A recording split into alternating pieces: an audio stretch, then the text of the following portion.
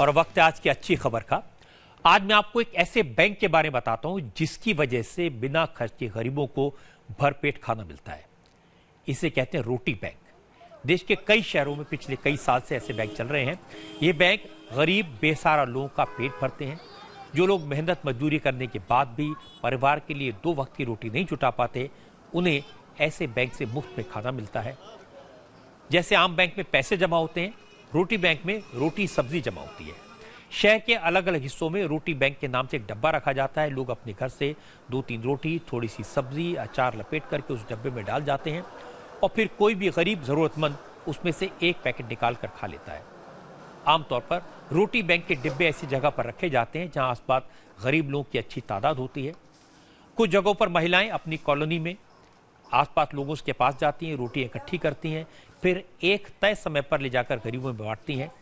ऐसे रोटी बैंक दिल्ली, औरंगाबाद, इटावा, जोधपुर, बरेली जैसे कई शहरों में बड़ी सफलता के साथ चल रहे हैं। जब मैंने इसके बारे में सुना तो दिल्ली और बरेली में इंडिया टीवी के संवाददाताओं से कहा, प्रियंका से कहा और विकास से कहा कि जरा पता करें क्या वाकई में ये कॉन्सेप्ट अच्छा है, क्या वाकई में इससे लोगों को रोटी मिलती है। और फिर उन्होंने ऐसे लोगों से बात की जो रोटी बैंक से खाना लेने आते हैं। ज्यादातर लोग ऐसे थे जो रोज मजदूरी करके अपने परिवार का पेट भरते हैं, लेकिन 2 वक्त की पूरी रोटी नहीं जुटा पाते। जो भूखा रहेगा वो खाए पी लेगा, जो नहीं लेके आता वो खाते हैं। जो कभी कभार नहीं आते लंच लेके, यहाँ पर लेबर रहती है सारी, तो वो लोग खाना इनको देते हैं भाभी लोग, तो सारे लोग ले लेते हैं, खाते हैं। भाभी हैं तो वो भी हमको कुछ भी देते हैं तो हम भी अच्छी तरह खाते हैं। वो भूखे होते हैं जब तो वो हमको खिला देती हैं कुछ भी, रोटी वगैरह हर चीज़। कभी काम होता तो खाना बन जाता, नहीं होता तो नहीं बन पाता, तो हमें प्राइवेट संस्था के द्वारा खाना मिल जाता। आपके पति क्या करते हैं? रिक्शा चलाते हैं। कितने लोग हैं परिवार में? हमारे 5 बच्चे हैं और 2 मियाँ बीवी हैं। नहीं बनता है, मजदूरी होते ही बन जाता, खाना नहीं होता तो नहीं बनता है। आप देख के जाएंगे तो फायदा ही होगा। अच्छा काम कर रहे हैं, जो दिया जाए हमारे लिए अच्छे कर रहे हैं। कोई भूखा न रहे, इसकी शुरुआत दिल्ली में 3 दोस्तों ने की थी। रोटी बैंक बनाया। राजकुमार भाटिया, सुधीर बेहरानी और सोनिक सिद्धांत ये आजादपुर की फल मंडी में कारोबार करते हैं। इन लोगों ने 2015 की उस घटना के बारे में बताया कि जिससे उन्हें रोटी बैंक का आइडिया आया। जून 2015 में लगभग यही दिन थे। एक व्यक्ति काम मांगने के लिए यहाँ पर आया था। हम लोग काम तो नहीं दे सकते थे, हमारे पास परमानेंट लेबर होती है अपनी। तो उसने कहा, मैंने उसे कुछ पैसे देने चाहे, ही डिनाइड। उसने कहा मेरे को खाना खिला दीजिए।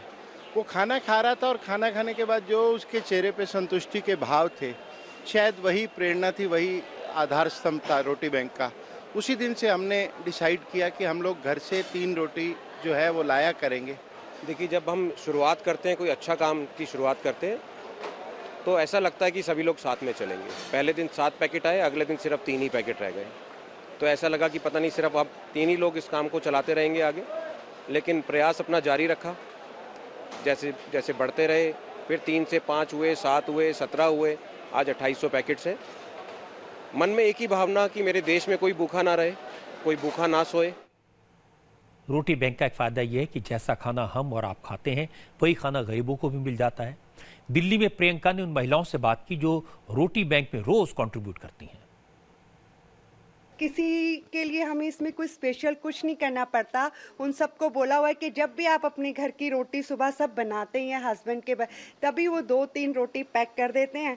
2-3 प्लेस हमने फिक्स किए हुए हैं, टाइम दिया हुआ है कि 9:30 तक, तो मॉर्निंग में वो सब पैकेट्स उसमें डाल जाते हैं। इवन अब बहुत ज़्यादा बढ़ रहा है, वो लोग अपने रिलेटिव्स को और फ्रेंड्स को भी बोलते हैं। तो ऐसा हो गया कि गली में एक लेडी बैग टांग लेती है और सब उसमें डाल जाते हैं। तो हर गली में एक हमारा बन गई है सुपरवाइजर जैसे, तो सारे पैकेट्स लेके आ जाते हैं। हम अगर अपना दिन का पूरी रूटीन में से उसी रूटीन में बस 2 मिनट और लगाते हैं, 2 फुलके 3 फुलके निकाल करके जो हम खा रहे हैं बिल्कुल उसी क्वालिटी का खाना अगर हम इनको भी दे पा रहे हैं, तो कहीं ना कहीं मुझे लगता है कि अपने कंट्री के लिए जहाँ हम रहते हैं उसके लिए कुछ ना कुछ कर पा रहे हैं।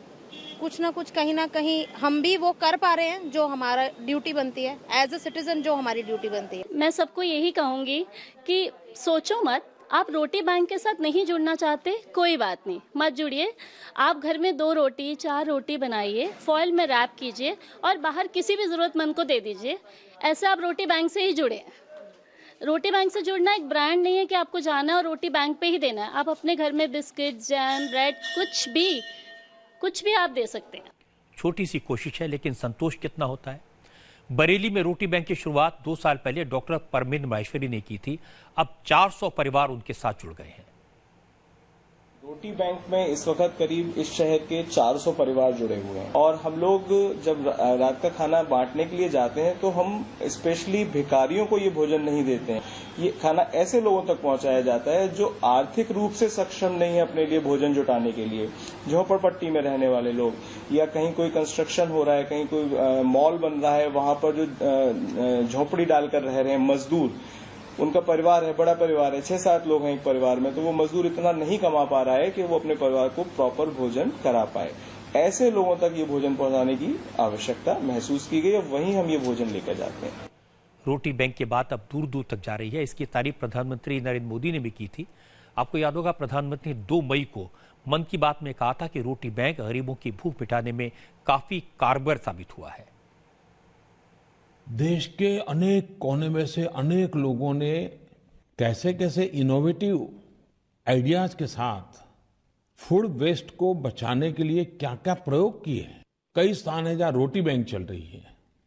लोग रोटी बैंक में अपने यहां से रोटी जमा करवाते हैं, सब्जी जमा करवाते हैं और जो नीडी लोग हैं वे वहां से प्राप्त भी कर लेते हैं।